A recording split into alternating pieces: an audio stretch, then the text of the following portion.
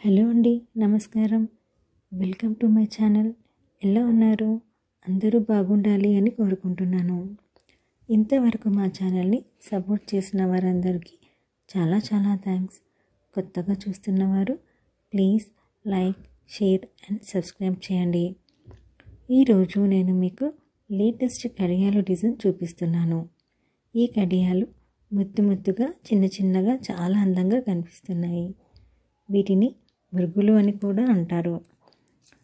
Gold weight 20 grams, 20 గ్రాములు.